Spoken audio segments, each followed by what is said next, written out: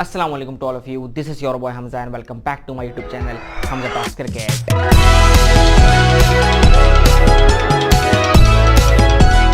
जो मेरे YouTube channel पे नया है, सबसे पहले मैं ये बोलूँगा मेरे यूट्यूब चैनल को सब्सक्राइब करें और बेल आइकन को प्रेस करना ना भूलें, क्योंकि जब आप बेल आइकन को प्रेस करेंगे तो मेरी हर वीडियो का नोटिफिकेशन आपको मिल जाएगा।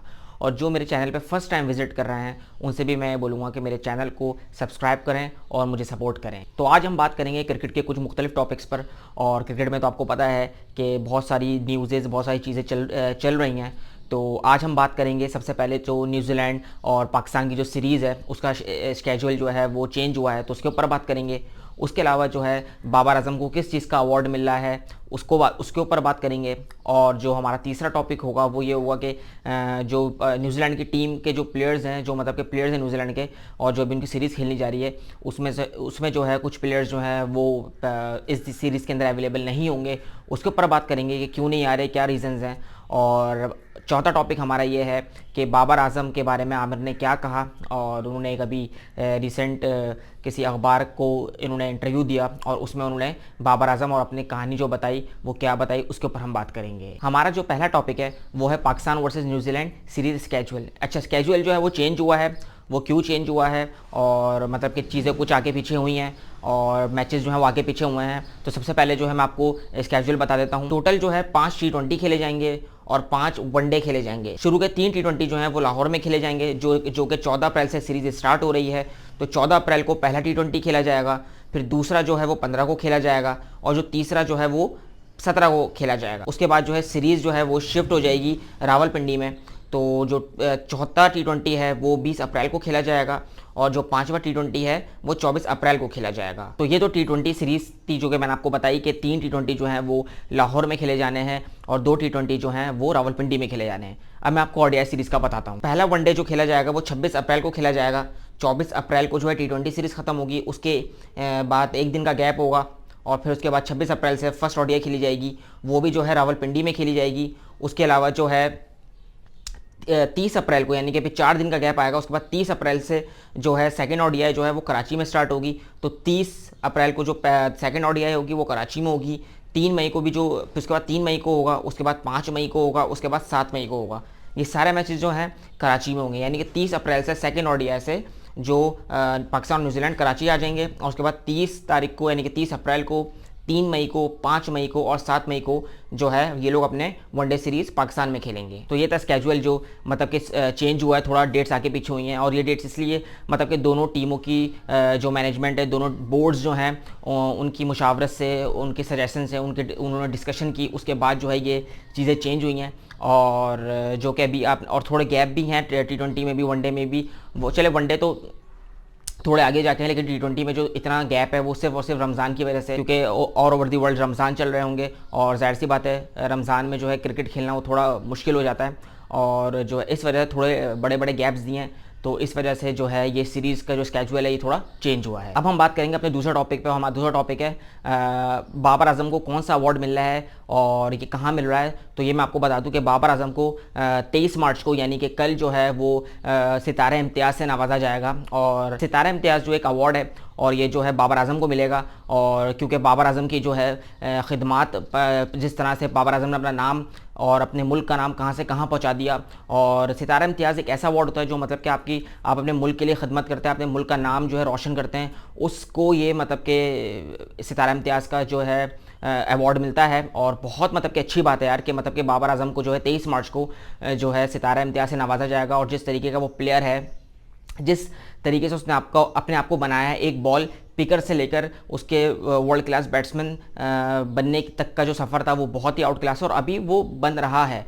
और मतलब कि बाबर आजम जो एक यंगेस्ट मतलब के प्लेयर हो गया है, जो कि 28 साल की उम्र के अंदर जो है सितारा इम्तियाज़ उनको मिलेगा। तो ये एक बहुत बड़ी अचीवमेंट है। और जिस तरीके का बाबर आजम प्लेयर है, मतलब कि 21 से आप उठा के देख लें, मतलब कि 2016 में उनका डेब्यू हुआ, लेकिन उसके बाद जो उन्होंने जो है पीछे मुड़ के नहीं देखा किस तरीके से उन्होंने तरक्की करी। और 2021 में, 22 में, 23 में cricketer of the year, tournament of the year, player of the year, और उनको मंथ्स में जो है ICC की तरफ से जो अवार्ड्स मिलते हैं वो उनको मिलना शुरू हुए। उनकी जो मतलब कि खिदमात है पाकिस्तान क्रिकेट के लिए वो मतलब कि ज़िंदगी भर याद रखी जाएंगी।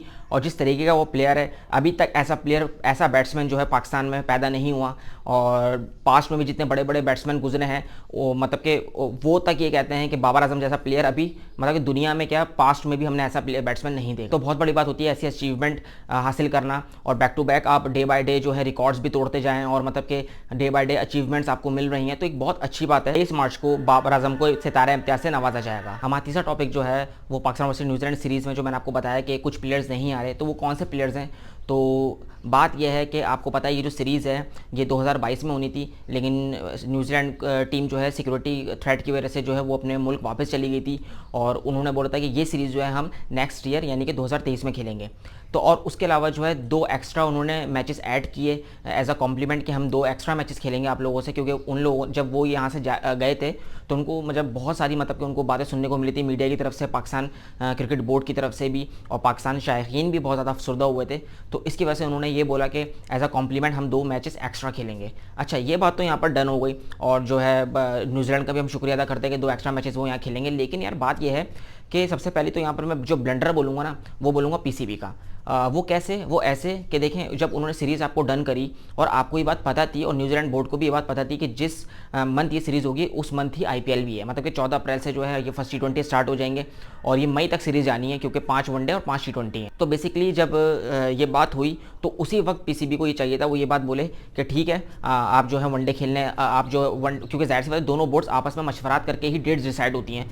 तो जब ये बात हो रही थी तो वहाँ पर पीसीबी को चाहिए था, वहाँ पर न्यूजीलैंड क्रिकेट बोर्ड से ये बात कहे कि जब आपने स्क्वाड का आप ऐलान करेंगे तो मतलब कि आपका ऐसा ना हो कि आपके जो बड़े प्लेयर्स हैं वो मतलब कि सीरीज़ खेलने ना आए, क्योंकि जाहिर सी बात है ये एक बहुत अफसोस की बात होती है कि अब आपने सीरीज़ खेलनी है और आपके प्लेयर्स सारे जो हैं वो जा चुके हैं आईपीएल के लिए, और न्यूजीलैंड क्रिकेट बोर्ड ने खुद परमिशन दी, तो ये एक बहुत गलत चीज़ है। चलें मैं ये बोलता हूँ कि पहले जो T20 थी बाद में वनडे थी। देखिए वनडे सीरीज़ बहुत इंपॉर्टेंट है दोनों मुल्कों के लिए, क्योंकि अक्टूबर के अंदर जो है वो इंडिया में वर्ल्ड कप खेलना जा रहा है 50 ओवर वाला, तो जिसके लिए पाकिस्तान के लिए भी बहुत इंपॉर्टेंट सीरीज़ थी है और न्यूजीलैंड के लिए भी। अच्छा, यहाँ पर जो है न्यूजीलैंड क्रिकेट बोर्ड ने जो अपने प्लेयर्स को इजाज़त दे दी कि आप जा सकते हैं और आईपीएल खेलने के लिए, तो यहाँ पर ऐसा नहीं होना चाहिए था। कम से कम एटलीस्ट वनडे के लिए अपने प्लेयर्स को लोग वापस बुला लेते, या अप्रॉक्सीमेटली चले वनडे को आप वनडे, क्योंकि आपको बहुत ये था कि बीच में से आईपीएल के बीच में से ये लोग खेलने के लिए आएंगे, तो आप इनसे ये बोलते कि भाई T20 खेल के आप लोग आईपीएल की जो आप लोग फ्रेंचाइज में हैं वहाँ पे आप चले जाएँ। अच्छा, जो प्लेयर्स नहीं आ रहे उनका मैं आपको बता देता हूँ। अब जो है केन विलियमसन, सबसे बड़ा नाम न्यूजीलैंड क्रिकेट बोर्ड का जो है वो है केन विलियमसन, जितना बड़ा वो प्लेयर है केन विलियमसन जो है वो नहीं आ रहे, ट्रेंट बोल्ट नहीं आ रहे, टिम साउथी जो कि अब टेस्ट टीम के कैप्टन है वो नहीं आ रहे। उसके अलावा जो है अगर देखा जाए तो डेविन कॉनवे वो नहीं आ रहे, एलन फिन नहीं आ रहे, ग्लेन फिलिप्स नहीं आ रहे। उसके अलावा जो है अगर हम बात करें तो मिचेल सैटनर वो नहीं आ रहे। तो मतलब कि यार इतने प्लेयर्स जो हैं आपके नहीं आ रहे, और ये सारे मेन प्लेयर्स हैं, ठीक है। अगर कोई कैप्टनसी करेगा भी इनकी टीम से तो वो Tom Latham, I think T20 में भी वही कैप्टनसी करेंगे और वनडे में भी वही कैप्टनसी करेंगे। तो मतलब कि यार ये अच्छी चीज़ नहीं है, मतलब कि आपकी B और C स्ट्रिंग की टीम आ रही है पाकिस्तान खेलने, तो ऐसा नहीं होना चाहिए। और यहाँ पर जो है सबसे बड़ा ब्लेंडर मैं तो ये बोलूँगा पीसीबी मैनेजमेंट का है, पीसीबी का है कि भाई पीसीबी को उस टाइम ये बात कहनी चाहिए थी कि कम से कम आप अपनी एक सीरीज़ के अंदर, चाहे वो T20 सीरीज़ हो चाहे वो वनडे सीरीज़ हो, आप अपने जो मेन प्लेयर्स हैं उनको मतलब कि रोक के रखें या कुछ भी करें, मतलब कि वो पाकिस्तान आए और खेल के जाएँ। लेकिन इस तरह नहीं हुआ, लेकिन अब B और C टीम आएगी। अच्छा, अब यहाँ पर एक बड़ा सवाल ये है कि क्या पीसीबी की जो सिलेक्शन कमेटी है, क्योंकि जब अगर इनकी B और C, और ऑब्वियसली बात है B और C ही टीम आएगी क्योंकि प्लेयर्स जो इनके वो जा चुके हैं, तो B और C अगर टीम आती है तो क्या मतलब चले मैं तो ये बोलता हूँ वनडे में आप वही टीम खिलाएं जो मतलब कि आपके जो वर्ल्ड कप खेलने के लिए जाएगी, जो प्लान्स हैं और जो सारे जो मेन प्लेयर्स हैं वही आपके खेलें इस वनडे सीरीज़ में। लेकिन T20 में मेरे हिसाब से ये होना चाहिए कि जो है कि जो आपकी जो अफगानिस्तान सीरीज़ में जो अभी टीम गई है वही खेलनी चाहिए, क्योंकि जब B और C टीम आ रही है तो आप अपनी बेंच स्ट्रेंथ को ही चेक करें। और हाँ, अगर ऐड करना भी है तो बाबर को आप ले लें, क्योंकि जाहिर सी बात है वो कैप्टन है, वही कैप्टनसी करें न्यूजीलैंड में। और उसके अलावा रिजवान को अगर लेना है तो रिजवान को ले लें। उसके अलावा जो बाकी सबको रेस्ट करवाएं, और जो नई आपकी टीम है उसको आप जो है बेंच स्ट्रेंथ जो है वो चेक करें, आपको अच्छा एक आइडिया हो जाए, क्योंकि T20 वर्ल्ड कप जो है 2024 में। लेकिन अच्छी बात है अगर हम अभी से प्रिपरेशन करेंगे तो एक बहुत अच्छी चीज़ रहेगी, क्योंकि T20 सीरीज़ जो है अब हम जो न्यूजीलैंड के बाद खेलेंगे वो फिर हम खेलेंगे जनवरी फरवरी में जाकर।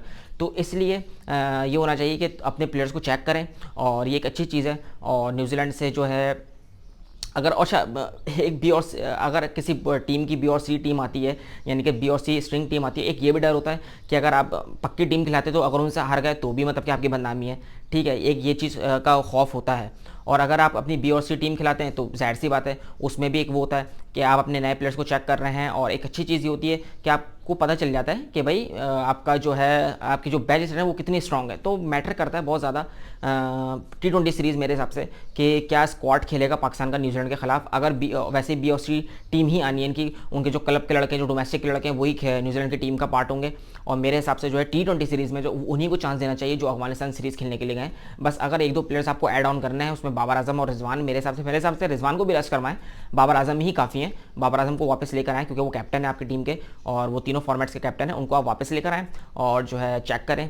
लेकिन अब देखते हैं कि क्या होता है। और इस तरीके से जिस तरह न्यूजीलैंड ने किया है ये चीज़ एक अच्छी नहीं है। और मैंने आपको ये बात बोली भी थी, आपको वीडियो का ऊपर लिंक भी नज़र आ रहा होगा, मैंने आपको ये बात इस वीडियो में बोली भी थी और ये काफ़ी पुरानी बात है। ये बात मैंने उस टाइम पे बोली थी आप लोगों को। और आगे जाकर जो है लीग को लोग प्रीफर करेंगे, जितने भी प्लेयर्स हैं वो मुल्क से कम खेलने का दिलचस्पी रखेंगे। और देखिए वही होता जा रहा है कि पाकिस्तान से सीरीज़ है। और मैं ये नहीं बोलता चलो अगर वर्ल्ड कप नहीं होता इस साल तो एक बात समझ आती है कि चलो यार वर्ल्ड कप नहीं है यार, 2023 आपका वर्ल्ड कप बस आने वाला है 4-5 महीने बाद। और आप जो है मतलब कि न्यूजीलैंड के प्लेयर्स जो हैं आईपीएल को मतलब के फोकस दे रहे हैं, आईपीएल मतलब कि उनके लिए इतनी इंपॉर्टेंट है। और ये क्या वो अपने मतलब कि अपने मुल्क के लिए या पाकिस्तान के लिए एक क्या 4-5 मैचेस वो छोड़ नहीं सकते। लेकिन बस यही चीज़ है कि लोग जो हैं आप पैसे को देख रहे हैं, लीग को देख रहे हैं, क्योंकि क्रिकेट में अब इतना पैसा आ गया, इतनी लीग्स हो रही हैं, जगह जगह पे लीग्स हो रही हैं, जिसकी वजह से जो है काफ़ी इंटरनेशनल क्रिकेट को नुकसान हो रहा है। तो मतलब कि ऐसा नहीं होना चाहिए। लेकिन बहरहाल अब जो टीम आएगी बी और सी स्ट्रिंग की न्यूजीलैंड की, तो देखते हैं कि वो किस तरह की होती है, वो कितने कैलिबर की टीम होती है और हमारे जो स्क्वाड है वो क्या होगा न्यूजीलैंड में T20 सीरीज़ का और वनडे सीरीज़ का। वैसे वनडे में तो मैं तो बोलता हूँ स्ट्रॉन्ग टीम ही हमारी खेलनी चाहिए जो वर्ल्ड कप खेलने के लिए जाएगी, क्योंकि ये हमारी प्रिपरेशन है ओडिया वर्ल्ड कप की। तो देखते हैं फिर क्या होता है कि कौन सी टीम जो है, कौन से स्क्वाड का न्यूजीलैंड ऐलान करती है और कौन कौन से प्लेयर्स जो हैं वो पाकिस्तान आते हैं। हमारा चौथा और आखिरी टॉपिक है आमिर ने बाबर के हवाले से क्या कहा। और वो एक मीडिया को जो है, एक अखबार को जो है वो इंटरव्यू कर रहे थे और उन्होंने बताया कि मतलब कि मैं बाबर आजम की बहुत रिस्पेक्ट करता हूँ, बहुत मतलब कि इज़्ज़त करता हूँ बाबर आजम की। पहली बात वो तो मैंने देख लिया और वो पूरी दुनिया ने भी देख लिया कि आप कितनी बाबर आजम की रिस्पेक्ट करते हैं। दूसरी बात उन्होंने बोली कि बाबर आजम जो है ओडीआई का और टेस्ट का बहुत अच्छा है और क्या बोलते हैं, लेकिन वो बोलते हैं कि मेरी जो थिंकिंग है वो थोड़ी डिफरेंट है T20 के हवाले से बाबर आजम के लिए। लेकिन वनडे में और टेस्ट में बाबर आजम नंबर 1 है। और उन्होंने अगर जैसे उनसे ये भी पूछा गया कि अगर आप रेट करें बाबर आजम को किसी एक फॉर्मेट के लिए बेस्ट के लिए, तो उन्होंने नंबर 1 जो है, जैसे कि उन्होंने बोला कि T20 में जो है वो जॉस बटलर है नंबर 1 इस टाइम पे। और अगर हम ओडीआई की बात करें तो विराट कोहली को वो प्रेफरेंस दे रहे हैं कि ओडीआई में सबसे अच्छा प्लेयर विराट कोहली है। और टेस्ट में अगर बात करें तो बाबर आजम है। अच्छा, यहाँ पर मैं ये बात बोलूँगा कि पहली बात ये हर बार अपनी स्टेटमेंट्स को चेंज करते हैं। जब ये PSL खेल लेते उसमें भी अपनी स्टेटमेंट इन्होंने चेंज करी, बाबर ऐसा है, बाबर वैसा है, उसको खेलना नहीं आता और अपने लिए खेलता है, अपने जो है स्टैट्स को बेहतर करने के लिए क्रिकेट खेलता है, इस तरह की बातें कर रहे थे। अब इनका टोटली स्टेटमेंट जो है वो चेंज हो गया कि नहीं, बाबर आजम टेस्ट का बहुत अच्छा है, वनडे का भी अच्छा है। पहली बात तो ये कि करंट अगर हम बात करें ना तो बाबर आजम तीनों फॉर्मेट का बेस्ट प्लेयर है अगर हम करंट बात करें। और अगर मैं देखूं टेस्ट और वनडे में, तो टेस्ट और वनडे में बाबर आजम को कोई छीन भी नहीं सकता। हाँ, T20 में अगर कोई छीन ले तो छीन ले, क्योंकि T20 में जो है क्रिकेट इतनी फास्ट हो रही है कि हर दुनिया का प्लेयर जो है वो रन्स कर रहा है और अच्छे रन्स कर रहा है। लेकिन जिस तरीके से बाबर ने जो हुक्मरानी अपनी जमाई हुई है ना इंटरनेशनल क्रिकेट के अंदर, उससे कोई छीन नहीं सकता। और जो विराट कोहली का, वही बात यार, विराट कोहली का टाइम जो है वो ओवर हो चुका है।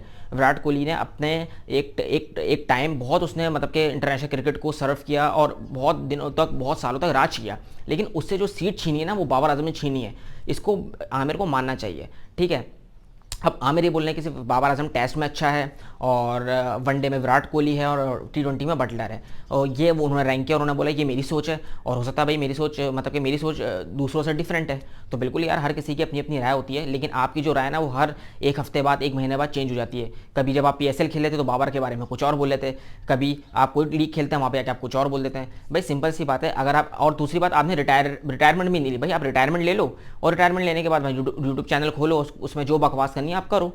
लेकिन आप जो हैं, अगर आप ये बोलते हैं कि मैं पाकिस्तान क्रिकेट के लिए अवेलेबल हूं, तो भाई तीनों फॉर्मेट का कैप्टन बाबर आजम है, उसको आप कैसे फेस करोगे जब आपने इतनी ऐसी ऐसी बातें की, उसके बारे में नेगेटिव बातें कर रहे हो और फिर उसके बाद जो है आप मतलब कि इस तरह के स्टेटमेंट दे रहे उसको फिर आप फेस कैसे करोगे अगर आपका पाकिस्तान क्रिकेट में नाम भी आता है। वैसे मेरे हिसाब से अगर मैं बात करूं टू बी ऑनेस्ट होके कि आमिर को तो अब पाकिस्तान क्रिकेट टीम में ना लेना चाहिए, ना कॉल अप होनी चाहिए उनको, क्योंकि हमारे पास जो है बहुत अच्छे अच्छे बॉलर्स मिल चुके हैं। हमें देखें हमारे पास शाहीन शाह अफरीदी, हारिस रऊफ, ये हमारे मेजर इंपॉर्टेंट बॉलर्स हैं। नसीम शाह हो गया, एहसान उल्ला भी आ गए हमारे पास, शाहनवाज दानी है, और मतलब कि कितने हमारे पास प्लेयर्स हैं। अभी अब्बास आफरीदी आए हैं नए, एहसान उल्ला आए हैं नए, और इस तरीके से काफ़ी प्लेयर्स हैं हमारे पास जो कि मतलब कि हमें सर्व करेंगे। हसनैन है, शाहनवाज दानी जैसे मैंने आपको नाम लिए, तो मतलब कि हमारे पास बहुत अच्छे खासी प्लेयर्स हैं और सबकी पेस और स्विंग सब कुछ हमारे पास। हमारा जो बॉलर्स का जो बंच है ना वो बहुत अच्छा है। तो मेरे हिसाब से आमिर की तो अब ज़रूरत है ही नहीं, ना आमिर की ज़रूरत है ना वहाब की ज़रूरत है। वहाब को तो भूल ही जाएँ और आमिर को भी मेरे हिसाब से भूल जाएँ, आमिर का अब कमबैक होता है। तो इस तरह के स्टेटमेंट्स नहीं देना चाहिए, आपको अपने मुल्क को सपोर्ट करना चाहिए। मैं सिर्फ यार ये बोलता हूँ यहाँ पे मैच्योरिटी लेवल देखना चाहिए कि अगर आप जो बात कर रहे हो वो पूरी ओवर दी वर्ल्ड जाती है वो बात, ठीक है। दूसरे दुनिया के लोग, दूसरे दुनिया की जो मीडिया है वो मजाक उड़ाती है। स्पेशली ये बात इंडिया में जब चलती है तो जाहिर सी बात है लोग यही बोलते हैं कि बाबर आजम जितना बड़ा प्लेयर है उनके मुल्क में सबसे ज़्यादा उसी को डिग्रेड किया जाता है, उसी के बारे में बुराइयाँ की जाती हैं। तो यार जब आप अपना कोई पॉइंट ऑफ व्यू देते हो, अपनी कोई स्टेटमेंट देते हो तो सोच समझ के देनी चाहिए। कल को आप कुछ बोल लेते हैं, आज को आप कुछ बोल रहे हो, तो यार ये तो इस तरीके से नहीं होता। हाँ आपको बहुत शौक है बुराइयां करने का, भाई आप रिटायरमेंट ले लो सिंपल के, भाई मैं नहीं खेलना चाहता, और जो है उसका यूट्यूब चैनल खोलो अपना और उसके बाद शुरू हो जाओ जो आपको बकवास करनी है, क्योंकि आपके पास तो आपकी जो एक राय है ही नहीं। कभी आप डिफरेंट बोलते हो कुछ, कभी आप डिफरेंट बोलते हो। तो इस तरह की स्टेटमेंट्स देना मेरे हिसाब से अच्छी चीज़ नहीं है मुल्क के लिए भी और जो हमारे दीगर प्लेयर्स हैं उनके लिए भी। तो ये थे आज के टॉपिक। उम्मीद करता हूँ आपको मेरी वीडियो पसंद आई होगी। अगर आपको मेरी वीडियो पसंद आई है तो लाइक कमेंट शेयर करना ना भूलें, और अपना पॉइंट ऑफ व्यू लाजमी कमेंट बॉक्स में दिया करें, क्योंकि आपका पॉइंट ऑफ व्यू से ही मुझे पता चलता है कि आप मेरी बात से कितना कनेक्ट हो रहे हैं। अपना बहुत ख्याल रखिएगा। पीस आउट, पाकिस्तान जिंदाबाद।